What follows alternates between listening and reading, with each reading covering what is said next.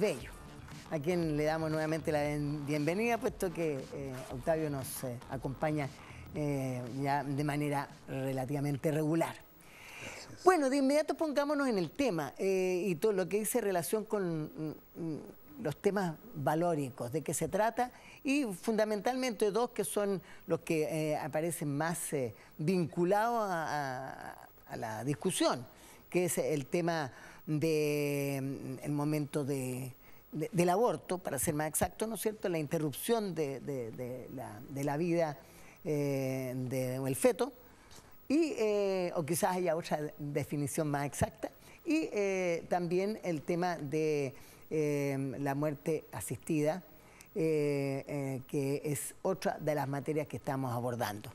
Un pequeño paréntesis, una intervención de ustedes para ponernos en el tema. Max. Bueno, sabemos que hoy día se están tramitando varios proyectos de ley sobre el primer aspecto, sobre todo el aborto, y también uno sobre la eutanasia. Como siempre, esto implica una serie de posiciones bien encontradas, valóricas, desde un conjunto de puntos de vista. Y me parece que el tema fundamental es el valor de la vida que está ahí, ¿no? Esa vida que está o en un proceso de desarrollo o en un proceso muchas veces de decadencia, ya incluso para la muerte. Entonces se trata de dos momentos muy especiales de la existencia humana en la cual esa persona está vulnerable. Me parece entonces que aquí es donde se debate, bueno, hasta dónde respetamos a esa persona, qué debemos hacer por ella. Y bueno, me parece que hay que contextualizar el tema de un punto de vista bastante más amplio que el mero interés de una u otra parte. El código, dicho sea de paso, la ley, ¿cuándo señala que se da inicio a la vida para pasar después a la parte médica? Bueno, a ver, aquí hay varias normas y se han interpretado de muchas maneras. De manera muy simple, el texto constitucional dice que el artículo 19, número 1, que se protege el derecho a la vida. Acto seguido dice que la ley protege la vida del que está por nacer, es decir, el que está dentro del vientre materno. Pero hay varias normas del Código Civil, sobre todo, que hablan de concepción y de ahí en adelante, ¿no? Entonces, se establece, por ejemplo, que el juez tiene que tomar las medidas que estime pertinentes para proteger la vida del no nacido si considere que de alguna forma corre peligro. Se castiga también el delito de aborto. Entonces, todas estas situaciones apuntan a una protección de la vida intrauterina. Pero ocurre que también el Código Civil dice que desde que se produce el nacimiento se le considera persona para los efectos legales, en el sentido de que los derechos patrimoniales se le dan. Porque si eventualmente fuera a recibir una herencia, por ejemplo, de un padre en póstumo, fallecido antes del nacimiento, pues se espera primero a que nazca para que ahí los derechos patrimoniales... ¿Y cuándo nace? Se considera que nace cuando se separa completamente el cuerpo de la madre, y la doctrina ha considerado que eso es cuando se corta el cordón umbilical. Yeah. Pero eso sería una existencia, repito, meramente patrimonial, porque si no tuviera existencia previa y no lo considera la ley, no se castigaría el delito de aborto, no se protegería la vida desde la concepción. Y repito, el término concepción aparece permanentemente en nuestra legislación. Ya. Cuéntanos, Octavio, un agrado tenerte en este tema. ¿Ah? ¿Cómo ves tú esta materia en general, valórica, y en particular lo que estamos conversando, que dice relación con el momento del inicio de la vida que ustedes, por mandamiento hipocrático, ¿no es cierto?, están encargados de proteger? Bueno, como dice nuestro colega abogado Cristian, es un agrado estar aquí. Este es un tema, obviamente, polémico. Claro. Es un tema opinable, puesto que hay visiones que a veces no son estrictamente coincidentes. Yo quisiera comenzar por decir que la medicina en sí es un saber práctico, que tiene fundamentos científicos, que tiene fundamentos sociales o humanistas, y que está regulada por un cierto código ético. El código hipocrático tradicional, ¿no es cierto?, y en los últimos 40 años se han agregado los principios bioéticos.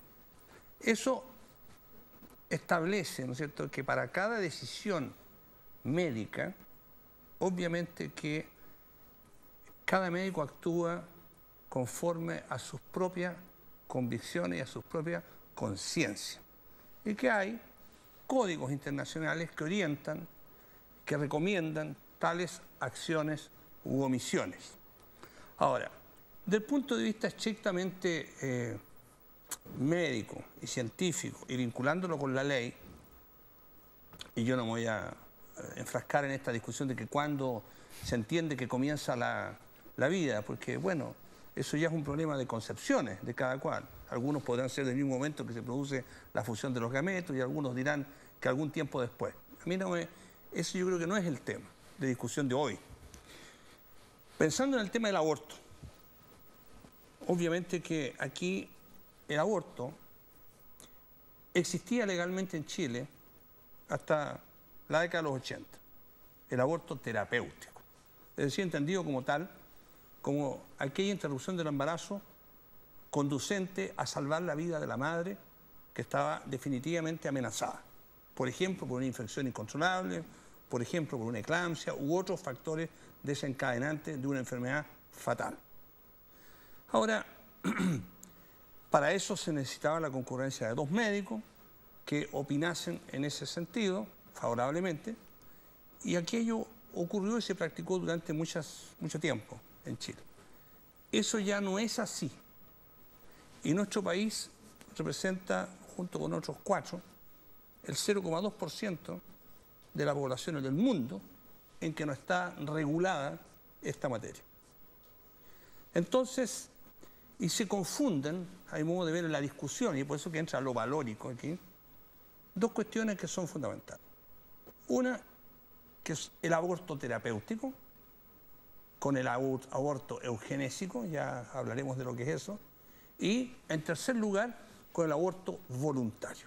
Y a mi modo de ver, sobre esos tres aspectos, sobre esos tres tipos o categorías de aborto, existen, al menos en mi posición personal, yo no pretendo representar a nadie más que a mi propia persona al respecto, ¿no es cierto?, posiciones completamente diferentes. El aborto terapéutico, por así decirlo, es absolutamente legítimo desde el punto de vista ético y es necesario regular y definir qué entendemos como tal, de nuevo, para no estar en esta ultra minoría mundial de la que yo hablé. El aborto eugenésico me parece bastante más claro desde el momento que existe en Chile una ley que define la muerte como la muerte cerebral. Es decir, un feto anencefálico, yo médicamente no le veo ninguna diferencia, ¿no es cierto?, a aquel paciente que ya adulto tiene un accidente automovilístico. Eso no sería aborto en todo caso. Pues, no, aborto, pero déjame terminar la idea. Sí. Aborto, no le veo la diferencia, ¿no es cierto?, porque ese producto no tiene destino alguno, ¿ok? Y va a fallecer inevitablemente.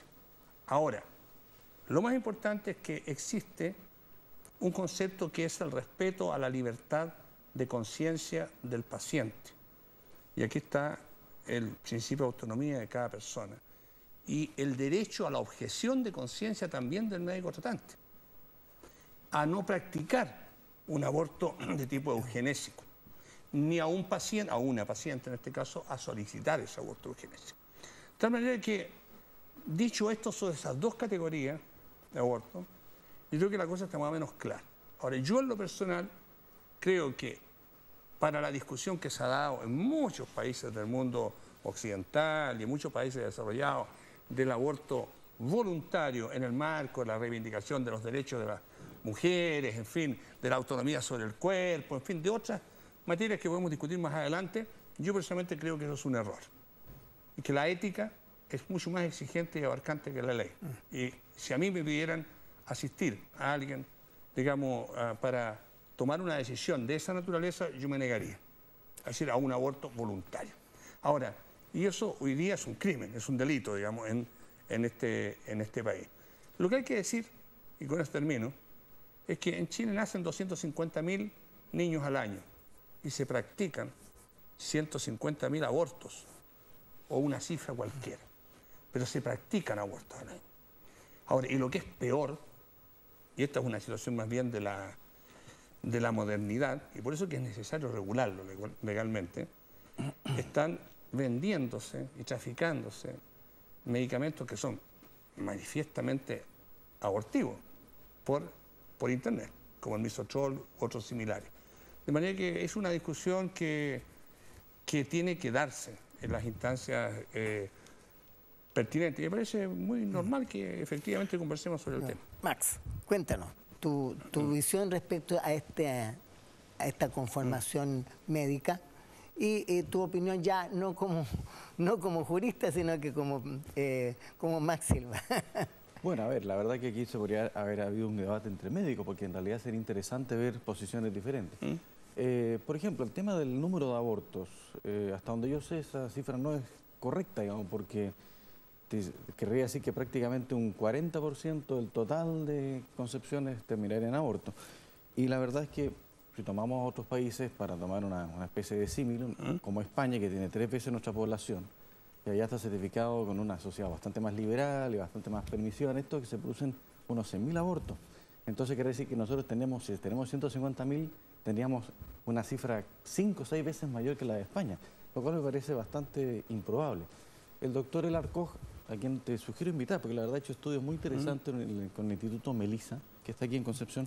¿Está aquí? Aquí, yo te lo puedo presentar. Ha hecho varios estudios y dentro de estos estudios, él calcula que la cifra de aborto está entre los 16 y los 20.000, más o menos, realmente, ¿no?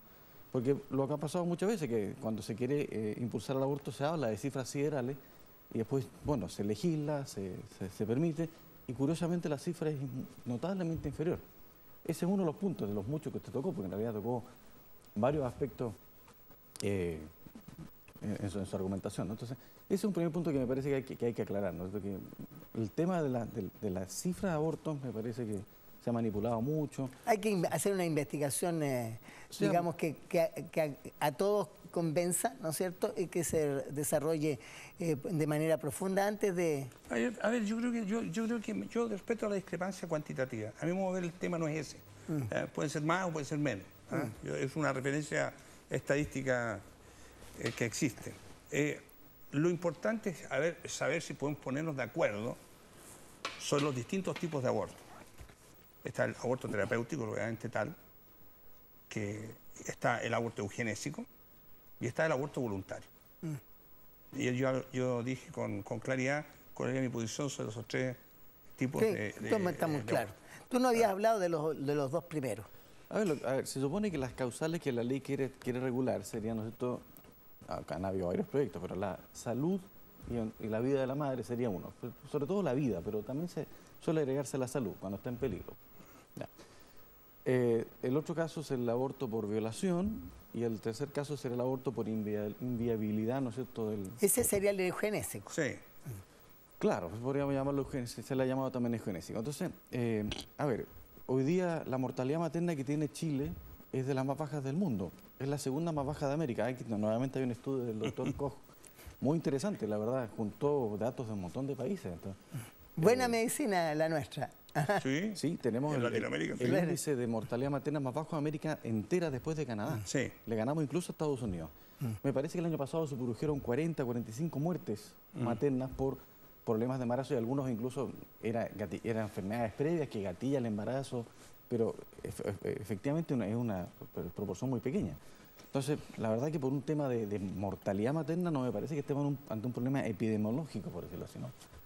Después, el problema de la violación, también, por lo que he podido leer, es muy escasa la probabilidad de que la violación genere un embarazo. Lo que genera más un embarazo no es un tema de violación violenta, como la gente se le imagina, en un descampado, llegan, toman a una mujer, porque hay una serie de problemas del acto sexual que está siendo hecho con fuerza, que muchas veces disfunciones sexuales del violador. El caso más frecuente de esto es el abuso de algún pariente, familiar, amigo cercano a la víctima. Entonces, fruto de este abuso reiterado, queda embarazada. Pero el problema es que si legisláramos para abortar en esos casos, no solamente no se soluciona el problema, no estamos yendo a la raíz, sino que además indirectamente estamos ayudando al abusador. El más interesado precisamente en realizar el aborto va a ser el abusador para que su situación no se descubra. Justamente se descubre por el nacimiento que viene en camino, ¿no? Y la tercera causa, que era este aborto cuando el niño es inviable, por decirlo así, no va a durar mucho. Sí, bueno, a lo mejor está muerto ya. No, si ya está muerto no hay nada. Ahí no hay aborto. Sería un aborto espontáneo, me parece, ¿no? Usted me dirá, doctor, sí, mira, yo creo que yo no he hablado del asunto de la violación, porque eso es voluntario. Eso es un aborto voluntario. No, yo estoy hablando de, de lo que están diciendo los proyectos. Sí, te entiendo. Sí. Sí. Y con respecto al tema de la eugenesia, al aborto eugenésico, obviamente cuando hay muerte cerebral, por así decir, cuando hay una malformación compleja desde el punto de vista interno, médico, que hay una inviabilidad definitiva del feto. Eso es todo. Ahora una consulta y no estamos hablando, con respecto al primer tipo, al aborto terapéutico, de cualquier enfermedad ni cualquier situación de salud que pueda conducir a tomar esta decisión. Yo sé que es una discusión compleja, sí, claro, pero que técnicamente necesita ser definida y abordada. No podemos seguir sin abordarla. Digamos. No, correcto, pero ojo, doctor, usted dice que usted equipara el anencefálico con la muerte cerebral. Sí. Ya. Pero resulta que ese anencefálico está vivo y va a seguir vivo por un tiempo, va a morir, eso es evidente. Pero claramente tiene funciones vitales. Claro, estamos de acuerdo que por este problema va a terminar muriendo pronto. Pero si yo tomo como criterio que voy a matar a alguien porque va a morir pronto, ese mismo criterio me parece que se utilizaría en una eutanasia. Mire, usted va a morir, por tanto lo mato antes. Pero claramente está vivo. No es exactamente eso, perdona, pero cuando se decide declarar muerto a una persona porque tiene muerte cerebral para ser donante de órganos y ser trasplante de ellos, ¿cierto? Su corazón está latiendo, tiene signos vitales, si no, no sirve. Por eso hay aborto paralelo. Y sobre eso hay ley vigente en Chile. Está aprobado. Está aprobado. Ya. Hay una cuestión que, para terminar este tema y pasar a la muerte asistida, que dice relación con el médico que está desarrollando su tarea frente a la madre. Y en algún momento él tendrá que tomar alguna decisión. Se observa, ¿no es cierto?, porque está en búsqueda de salvar las dos vidas, obviamente. Que nazca la vida de la guagua y que la madre que esté en condiciones también de vida. Él verá si de pronto surge algún problema y al surgir un problema, no sé si técnicamente haya la posibilidad de que haya que decidir entre la madre y el que está por nacer. ¿Hay alguna instancia médica eventual o tú tienes algún conocimiento? Yo insisto que esto debería ser un debate entre médicos planteado, sí, pero a ver, si se pretende salvar a ambos, evidentemente no puedo yo como médico directamente matar al no nacido, porque estaría efectivamente tratando de salvar a uno. La idea sería tratar de salvar a los dos, por ejemplo, haciéndolo nacer antes, sabiendo que no va a poder sobrevivir. Pero en la praxis, tanto está ahí. Por eso, pero a lo que voy, por eso que este es un debate que deberá darse entre médicos, reitero, porque hay problemas del ex artis ahí que entre ustedes conocen también. No te entendí bien la pregunta, Cristian, yo creo que... no, que de pronto el médico, por causas sobrevivientes en el momento del parto y por las características probablemente del periodo o sea, antes del nacimiento, ¿no es cierto?, las características de la madre, su estado físico y la guagua que viene naciendo, que a lo mejor allí se genera un problema que debe decidir el médico que busca obviamente su éxito, salvar al niño y que la madre no tenga, o sea, pueda seguir viviendo también. Así es. Y en esa decisión de minutos, de pronto, tendrá que tomar él la decisión desde un punto de vista lo más profesional posible, me imagino. Por supuesto, no es que el encabezado de tu pregunta hecha en la ocasión anterior tenía que ver con el suicidio asistido, no veo que tengan relación. No, vamos a hablar de eso después. Sí. No, evidentemente que hay situaciones médicas que son complejas, que son difíciles, que son técnicamente, digamos, muy puntuales y que a mi modo de ver no constituyen un referente para una discusión de esta naturaleza. El médico, sea cual sea la situación en la que se encuentre, siempre debe estar comprometido con la vida de ambos. Con la vida de la madre y con la vida del niño. Ahora, y debe hacer un esfuerzo supremo por alcanzar ese objetivo. Y con eso yo te lo reitero y te lo ratifico y te lo doy por firmado. Ahora, en la situación específica y particular que se pueda dar bueno, a mí no me gustaría estar nunca en esa situación. Bueno, hay una especie de consenso particularmente en lo que dice relación con el aborto voluntario, ¿ah? En que a ustedes no les parece. Y tengo entendido, Octavio, que tú planteaste que el aborto voluntario por el hecho de la violación, que normalmente viene por otro aspecto, no tanto de violencia, sino que por la presencia de alguna persona que está muy vinculada ahí, también sería voluntario. Por supuesto que es voluntario, porque es una decisión de la mujer, claro, y en o de eso, su familia. Y en eso están de acuerdo en que no procedería, digamos. Si el tema yo creo que hay que tratar de porque hay vida, de desideologizarlo y de dar ejemplos personales, ¿eh? Pero como las preguntas tuyas están hechas, digamos, en términos personales, yo el personal, por supuesto, responderte así. Ahora, en el mundo entero, en los países en los países desarrollados, existe el aborto voluntario, muchos de ellos, con restricciones que tienen que ver con que tú no puedes practicar un aborto después de las 12 semanas de gestación, y otras restricciones. Aún así, en mi opinión personal, aquello constituye un riesgo para la sociedad. Resulta más fácil, ¿no es cierto?, instalar culturalmente el aborto voluntario que preocuparse por el desarrollo de los más vulnerables, de los más débiles, de los enfermos, de los que viven en situaciones de precariedad social, etcétera, y que van a terminar a veces con la tentación, ¿no es cierto?, y bien como única salida el aborto voluntario. Y es por eso que personalmente a mí aquello no me atrae. Una cosa distinta, te digo, es que desde el punto de vista médico, te vuelvo a reiterar, aborto terapéutico en los términos que existía antes, y aún quizás con más restricciones hoy día, y el aborto eugenésico, haciendo un paralelo con la muerte de un paciente, te lo reitero, que es un donante potencial, son cuestiones que se pueden y se deben legislar hoy día. Porque si no, independiente de la cantidad, que yo no voy a discutir, que a lo mejor es cierto, una cifra u otra, lo que hacen es esconder una realidad. Bueno, ahora viene el tema de la eutanasia, en particular porque nos queda muy poco tiempo. Y se nos va a ir esta parte contigo. Sí, bueno. Después podemos seguir contigo en el segundo bloque.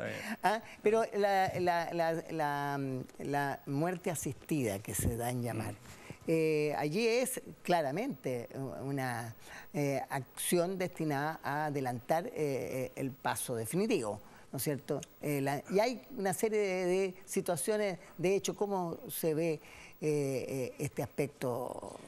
Yo lo veo muy complicado el tema de la eutanasia, porque es inevitable que empiece a darse una pendiente resbaladiza, ¿no? Entonces cada vez se ve con más tolerancia este problema, ¿no? Entonces lo que parte siendo una decisión privativa de la persona y solamente suya, termina siendo algo que depende de terceros, ¿no? Se empieza a introducir una cosa que se llama la calidad de vida. Entonces la persona que no tiene una cierta calidad de vida empieza a ser de alguna manera tentada, entre comillas, para que la eutanasia, o incluso la pueden pedir terceros. Y se han dado casos ya de eutanasia que ha sido ordenada judicialmente o incluso con niños. Entonces, la verdad que me parece un problema sumamente grave, porque, repito, es imposible que esto no pare en un cierto momento y no continúe, ¿no? La experiencia que se ve... En este sentido, con la coincidencia con nuestro copanelista es total. Yo creo que efectivamente el tema de la legislación en favor del, tú dijiste, la muerte asistida, sí, claro, ¿no es cierto? Claro. Eso es aún más grave, porque introduce la acción de un tercero. Así es. Que va a ser el ejecutor de un acto que termina con la muerte del paciente, o de la paciente. Por lo tanto, introduce la figura de un verdugo. Entonces, a mi modo de ver, es éticamente inadmisible y legalmente no debería existir aquello. Una cosa muy distinta, y sobre esto existe pleno consenso, incluso en sectores más, digamos, conservadores de la sociedad, en que lo que se debe evitar es el encarnizamiento terapéutico, puesto que nadie tiene derecho a prolongar artificialmente la vida ¿cierto?, a costa de prolongarle el sufrimiento a la persona. Es decir, transformar la prolongación de la existencia como un fin en sí mismo. Que lo que le corresponde hacer es ayudar ahí al buen morir, es decir, a evitarle el sufrimiento a la persona. Y evitarle el sufrimiento significa darle los medicamentos que se requieren, acompañarlo familiarmente, acompañarlo moralmente en los últimos días de su existencia. Ahora, si todas estas acciones o la omisión de algunas, como es suprimir la entrega de tal o cual fármacos o productos, significan que secundariamente se va a acortar el periodo de vida que le queda, bueno, eso es admisible moralmente. Y yo creo que no tendríamos ahí ninguna diferencia. No, estamos totalmente de acuerdo. Sí, los cuidados paliativos, aunque acorten la vida, pero son necesarios para entonces, en ese sentido, cuidados paliativos y acompañamiento de la persona que está muriendo, sí. Suicidio asistido o asesinato para mí es lo mismo. De tal manera que no. Perfectamente. Bueno, ha sido una conversación destinada a esclarecer. Muy interesante el planteamiento médico, también el jurídico y obviamente las opiniones personales, tanto de Max como de Octavio, que enriquecen indudablemente a ustedes que nos están observando en pantalla. Vamos a poner término, desgraciadamente, a este primer bloque del programa, porque se nos acabó el tiempo. Ha sido realmente interesante, digo yo, esta primera parte. Y me corresponde ahora dar a conocer el libro que nos ha sugerido Jorge Jiménez Arriola, Librería Estudio, allí en Galería Italia, entre Rengo y Lincoln, entre O'Higgins y Barros Arana. Habla de la mujer, pero no queremos farandulizar el tema, pero dice el factor femenino. Ahí creo que estamos enfocándolo de manera. El factor femenino de Paul Tournier. Cortesanas y favoritos que cambiaron, cortesanas y favoritos que cambiaron la historia. Se puso demasiado moderno. Historia de seducción y de poder. La verdad es que es un libro con mucho antecedente, pero para entretener, fundamentalmente. Y para recordar la importancia que ha tenido el factor femenino, o sea, la mujer, no solamente en la vida de las personas, de las parejas, sino que también en la vida de los pueblos, que es muy relevante. Un libro que nos ha sugerido Jorge Jiménez Arriola de Librería Estudio. Yo agradezco a Octavio Enríquez Lorca su gentileza de habernos acompañado en este primer bloque. Aprovechamos de despedirlo y nos juntamos en algunos instantes más en el segundo bloque del programa de hoy. Muy bien. Volvemos al segundo bloque del programa Haciendo Región de hoy y comenzaremos con la pintura que ustedes están observando en pantalla. Se denomina El Morro. Su autor, un pintor típicamente nuestro y de gran jerarquía también, Iván Contreras. Él es también uno de los miembros de la Galería de los Ocho que nos aporta pintura para enriquecer también culturalmente nuestro programa. El Morro, ustedes lo conocen, está aquí, los que son de Concepción y de Talcahuano, ¿no es cierto? Está ahí precisamente en Talcahuano. El Morro, con muchos colores, realmente una pintura pero muy atractiva. La pintura hace el papel de historia cuando deja testimonio de lo que fue. Cuando el tema se desarrolla, el artista representa un lugar como este, en Talcahuano. Óleo que hace unos cuantos años y después de tiempo y las urgencias industriales produce cambios, por lo que hoy en día vemos esa área que ustedes observan ahí en pantalla pero muy diferente. Ha cambiado el panorama del Morro, obviamente, con la industrialización y una serie de otras intervenciones del ser humano. Bien, aparte de este tema introductorio, yo quisiera también señalar que estamos aquí con Max y Max nos ha señalado que tenemos una primicia en nuestra mano. Y esta primicia es una publicación, un libro que del que es autor, que es Bioética, una cuestión vital. Este es el libro que aún no ha nacido a la vida literaria. Va a ser, me imagino, objeto de un acto especial para cuando se ponga en circulación oficial.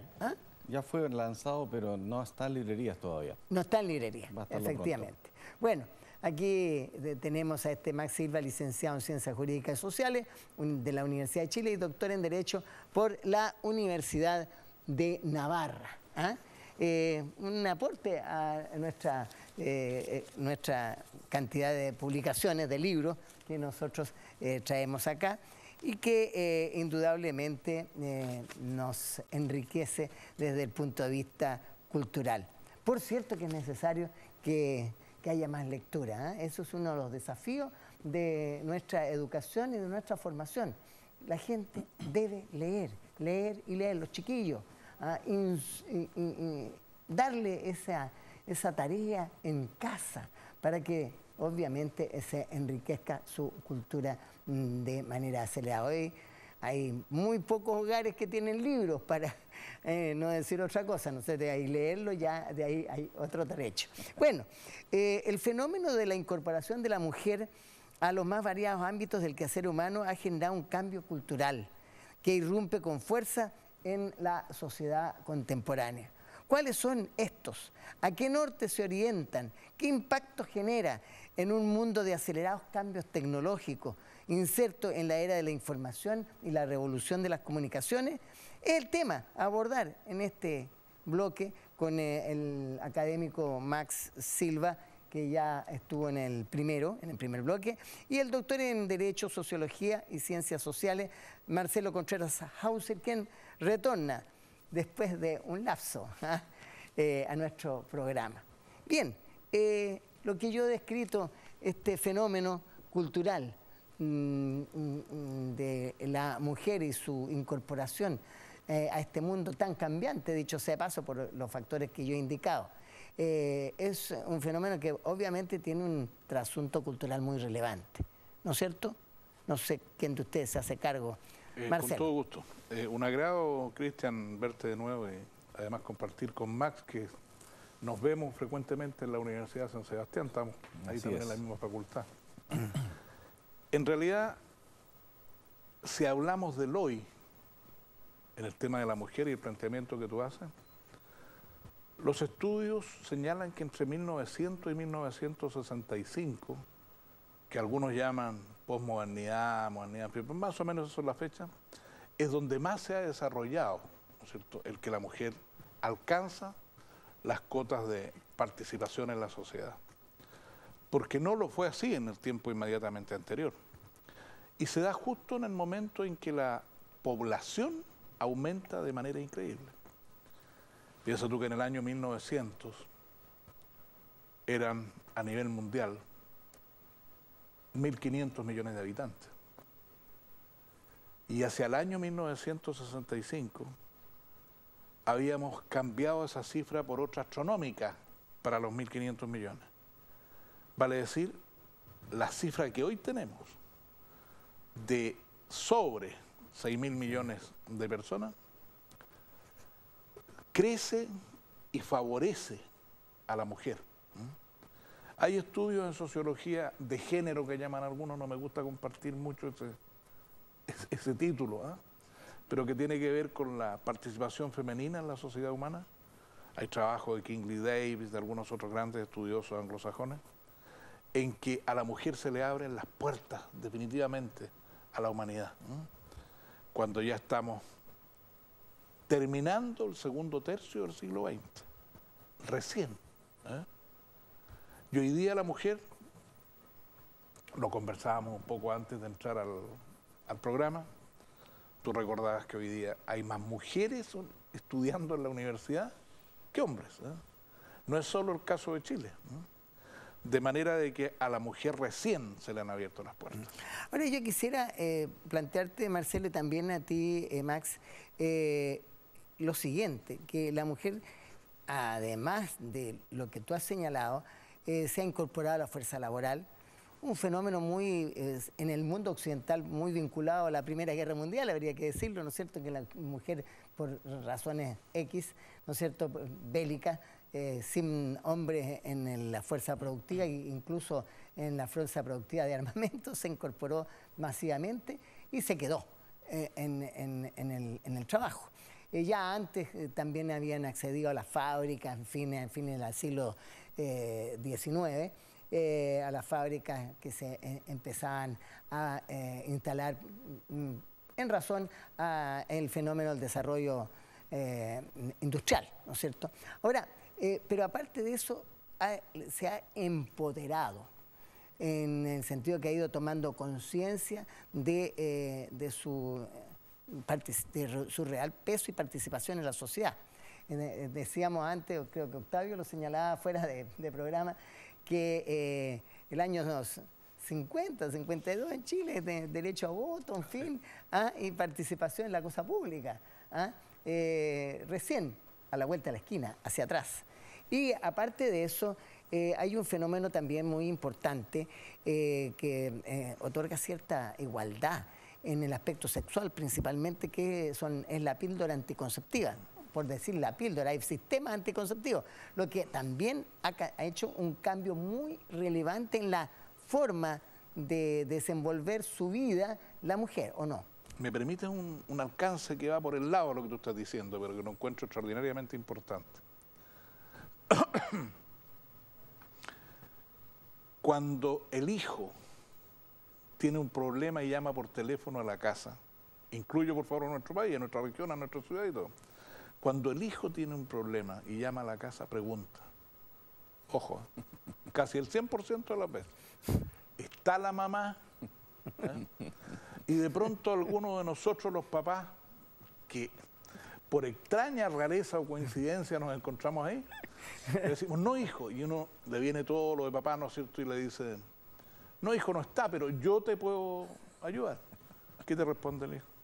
No, déjalo nomás porque yo después lo voy a conversar con ella. Te refleja el otro, ¿no es cierto?, otra gran variable que hay hoy día. La madre, por favor, no quiero decir que los padres seamos sustituibles así como por favor al azar, pero la madre es auténticamente insustituible. Bueno, eso yo diría que, no sé qué opinas tú, Max, eso diría yo que es de mucho mayor, digamos, históricamente hablando, mucho más recurrido. Yo creo que en la época de los romanos probablemente y de los egipcios debería haber pasado algo similar por la importancia de la madre, que es la que en primera instancia forma el carácter y la conducta de los niños. ¿Qué opinas? No, bueno, y la madre tiene un papel absolutamente crucial, ¿no? Insustituible, tiene una intuición que el varón no tiene. Yo mismo tengo niños y a uno le cuesta mucho más que a la mujer darse cuenta que le pasa, ¿no? ¿Los roles son diferentes, padre y madre? A mi juicio sí, porque pensamos distintos y eso lo entretenido me parece sería muy aburrido si fuéramos dos gotas de agua, ¿no? Y pensamos diferente y la complementación me parece fantástica, ¿no? Y me parece además, volviendo al tema inicial, que es muy bueno que la mujer efectivamente pueda participar y también comparto el criterio de que la mayoría de los estudiantes son estudiantes, mujeres, claro. Además un tema que le va a doler a los hombres, que son ellas más maduras, bastante más maduras que el varón, y por tanto son bastante más responsables, toman apunte, estudian más para la prueba, y de hecho a veces los varones, digamos, se aprovechan de su buena voluntad y sacan la flojocopia, como se dice, y estudian con los apuntes de ellas, ¿no? Entonces, la verdad es que esto ha ido generando un cambio bastante revolucionario en nuestra sociedad y la mujer se ha incorporado, ¿no es cierto?, al mundo laboral, al mundo político, por supuesto. Y esto claramente no están equiparados todavía por razones de número, pero esto va a ir cambiando, repito, porque la mujer está metiéndose poderosamente en esto, ¿no? Hay unos datos, perdona, que a lo mejor te interrumpo ya, ¿no? Pero hay unos datos del profesor Colin Clark de la Universidad de Oxford que afirman perentoriamente que este es el nuevo fenómeno, el hombre-mujer. A mí no me gusta hablar como alguna escuela sociológica por ahí de género, no me puedo adaptar a la cosa del género. Me gusta hablar de hombres y mujeres, no, de sexo hombre y mujer. Y la verdad de las cosas es que Colin Clark, que es uno de los más respetados en materia demográfica mundial, pero por favor de manera histórica, que ha abierto una escuela allí, señala que este es el nuevo fenómeno. Y el mundo, o sea, todo lo demás, todo lo que existe hoy, va a tener que adaptarse a esa nueva preeminencia de la mujer. Y si no lo creemos, si quieren nos responden en voz alta ustedes para que no tengan problemas después, pero ¿quién manda en la casa? Claro. Bueno, pero hay una cuestión, sí, Marcelo, pero hay una cuestión que la incorporación de la mujer a todo este proceso nace también de una necesidad obvia. El mundo conformado por 6.000 millones de habitantes requiere también alimentos para esos 6.000 millones. Y para ello no pueden estar reducidos en cuanto a la productividad de lo que mantiene el hogar a solamente un tercio y quizás menos, ¿no es cierto? Porque hay también un porcentaje muy importante de menores que no están en condiciones de producir, ni de gente de determinada edad que ya ha dejado de estar en el ámbito activo laboral. Entonces, la mujer era absolutamente necesaria para complementar el esfuerzo del hombre en la producción de bienes y servicios. Y allí está, y cada día, digamos, con mayor capacidad, creo yo. Y es un fenómeno sociológico del que no podemos escaparnos, ¿no? No, a mí me parece que no nos podemos, es innegable. En todo caso, hay, como todo suele ocurrir, que hay elementos buenos y malos. Entonces, un problema que se está generando justamente es que esto ha afectado a la maternidad. El hecho de que la mujer se meta en el mundo laboral y salga a hacer un montón de labores que antes estaban reservadas para el varón, ha incidido en la maternidad. Entonces, hay que tener cuidado en el sentido de que hoy día se habla mucho de que somos mucha gente, 6.000, 7.000 millones, pero estamos asistiendo a una muy larga ya baja en la tasa de natalidad, un notable envejecimiento de la población, que todavía sigue aumentando en términos numéricos absolutos porque la gente se demora mucho más tiempo en morir. Está ocupando, por decirlo así, el planeta más tiempo, 20 años incluso, más que hace algunas décadas. Entonces, hoy día estamos asistiendo a un fenómeno engañoso, porque se sigue pensando por muchos que la población sigue aumentando de manera casi explosiva, y la verdad que no es así. Insisto, la razón por la cual sigue aumentando el número es porque la gente vive más, pero los nacimientos están cada vez bajando. Entonces, esto va a generar, me parece, un cambio más importante incluso que lo que usted dice, profesor, porque las sociedades que estamos acostumbrados a que había una mayor población joven, van a empezar a cambiar. Y de hecho Chile está por llegar justamente a la frontera en que los mayores de 65 pasan a ser más que los que menores de 15. Y hay una cuestión, perdón, sí, antes de que tú plantees tu punto de vista a ese respecto, que el mundo desarrollado, o más desarrollado. No, nosotros también. Por eso te digo, nosotros estamos más desarrollados. Estamos en vías de desarrollo, pero alcanzando niveles, digamos, importantes a ese respecto. Ha disminuido de manera importante los nacimientos. Pero hay otro sector del mundo, ¿no es cierto?, países que están en situación precaria desde el punto de vista económico, el mundo, digamos, africano. El que llamaban tercermundista. Sí, tercermundista, por decirlo así, pero ya el tercermundista, muchos de esos países están llegando a etapas de desarrollo bastante aceptables. Pero, en definitiva, hay sectores en que el aumento poblacional sigue siendo muy, muy elevado. Creo sí que con factores tecnológicos, el tema de la anticoncepción y otros, también tenderá a disminuir el crecimiento en la medida que la gente se vaya incorporando a un nivel de vida que no requiere probablemente tanta mano de obra como las sociedades agrícolas del pasado o las bélicas del pasado, en que se necesitaba mucha mano de obra para la vida, digamos, de la familia. Perdón, tú tocaste hace un ratito, que era cuando quería intervenir yo. Sí, perdón. El tema de la población, el tema de los alimentos y la población. Fíjate que todo el mundo tiende a responder más o menos equivocadamente cuando se habla de la alimentación. ¿Faltan o sobran alimentos en el mundo? Mala noticia. Sobra. Sobra, sí. Absolutamente. Sobra. Sí, y sin mover claro. Una palanca. Claro. Lo que pasa es que a la manera de cómo come un norteamericano medio, el New York Steak, por ejemplo, como le gusta comer a usted esos trozos de carne con que se sacrifica, ¿sí? A la forma en que come alguien en el mundo asiático, cargadito al arroz, qué sé yo, son diversamente, ¿no es cierto?, de alguna manera números y cifras diversas en profundidad. Pero sobran alimentos en el mundo. El problema es de que no están como lo sabemos, ¿no es cierto? Claro. No están bien repartidos, o sea, no hay equilibrio en este asunto. Entonces, cuando tú hablabas de la mujer respecto de la variable de alimentos, hay que tener presente, estos alimentos sobran en el mundo. No solamente alimentos, también servicios, de todo. ¿Eh? O sea, yo también quisiera complementar, o sea, lo que hoy día lamentablemente se necesita es más nacimientos. Insisto, está el mito de la explosión demográfica, está el mito de que somos demasiados o que los recursos naturales se van a acabar. Y la verdad que esas son teorías malthusianas, bastante viejas, un poco en realidad anticuadas, porque el verdadero recurso del planeta somos nosotros, somos los seres humanos, nosotros con la formación que tenemos. El hombre es el que transforma los elementos de la naturaleza en recursos naturales y les puede dar valor. Entonces, tenemos países que son riquísimos en recursos naturales, pero son pobres. O tenemos países que no tienen recursos naturales y son ricos. Entonces, ojo, porque hoy día sigue esta vieja cantinela malthusiana que somos muchos, que se van a acabar los recursos, y la verdad que no es así. No es así. Bueno, este tipo de conversación en realidad da para una cantidad enorme de, yo diría, opiniones y al mismo tiempo de puntos de vista tan disímiles, puesto que tiene muchas facetas de las que hay que abordar.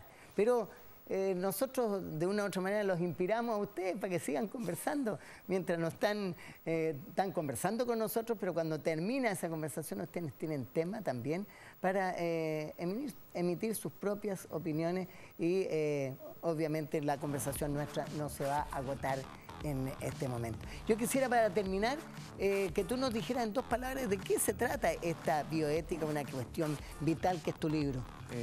Bueno, muy brevemente, yo escribo hace muchos años en el Diario del Sur una columna, primero era semanal, después es bisemanal. Llevo unas 550 columnas más o menos y trato varios temas éticos jurídicos. Entonces, bueno, decidí sacar este libro que reúne 100 columnas publicadas durante 15 años con temas de bioética, los típicos temas partiendo por el aborto que hemos visto, la eutanasia y otros más. Porque bueno, me parece que lo fácil es que un pocketbook de bolsillo, yo puedo leer las columnas de manera individual, están hechas para el grueso público, así que no hay ningún tecnicismo demasiado grande. Y bueno, insisto, no están en librerías todavía, pero bueno, la verdad que he disfrutado mucho escribiendo en el diario y por eso quise que esto quedara y que no pasara, ¿no? Que las columnas que vivieran. Ya estará en la librería Estudio, no me cabe la menor duda, ¿no es cierto? Y ustedes podrán acercarse a consultarlo y obviamente llevárselo. Bueno, yo quiero agradecer a Max Silva Abbott, académico de la Universidad San Sebastián, su gentileza de estar con nosotros para abordar esta materia, ¿no es cierto?, los cambios valóricos y la mujer, ¿no es cierto?, que están, por cierto, en el ámbito de la discusión.